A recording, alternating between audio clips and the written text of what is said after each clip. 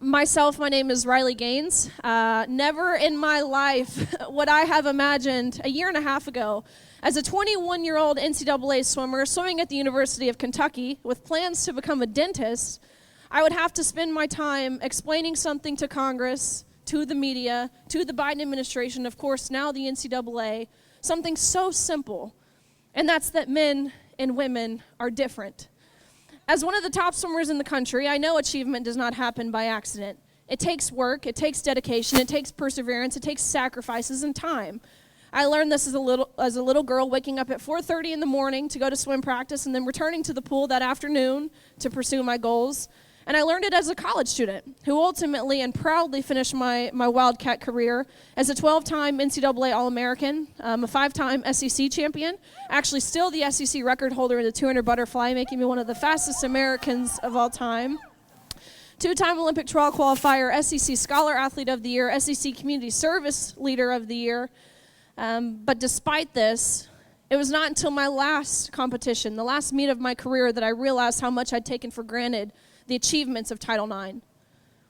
Under the guise of inclusivity, the NCAA has embraced an agenda that actively excludes women, which undermines the entirety of Title IX by allowing males to steal the protections reserved for women.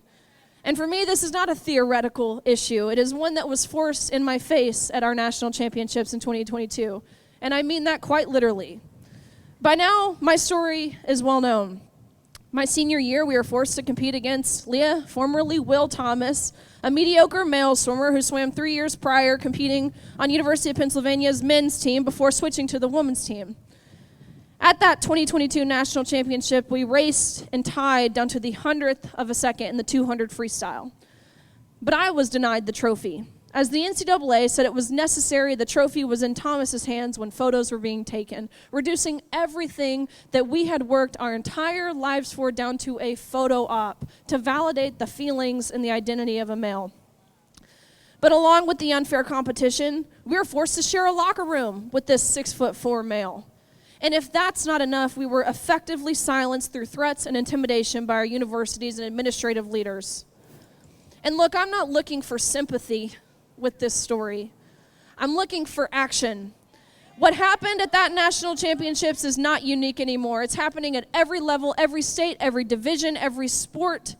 Women continue to lose out on opportunities. We are continuing to be exploited in locker rooms. Women are continually injured by males playing the sport that they love. But we are here to say that we have had enough. 50 years ago, pioneering men and women fought for Title IX's passage. They knew their efforts would pay off by giving girls like myself and these women behind me the opportunity to have our own sports category protected under federal law. And the results have been profound. An entire youth sports ecosystem for girls has blossomed, giving countless females the same chance to develop skills critical to achieving equality in the workplace for their male counterparts. To believe women are deserving of privacy, safety, and fairness, and equal opportunity is not anti-trans. It is pro-woman, it is pro-reality, it is pro-truth, it is pro-fairness. The NCAA calls these policies that allow men into our sports and our locker rooms progressive, indicating that these constructed ideas are moving us in the positive forward direction. But make no mistake, what we are seeing is not progress. What we're seeing as it pertains to women's sports and really the removal of women's rights, again, under the guise of inclusion, is not progressive. It is regressive. It's taking us back in time at least half a century.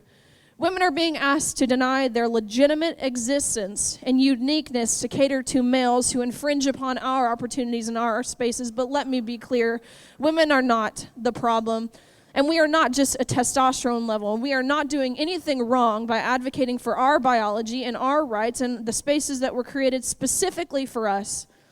Title IX was enacted and enforced to protect women and girls, not men who want to be like us. So it's us who need to fight to reclaim it. We have come too far to be erased.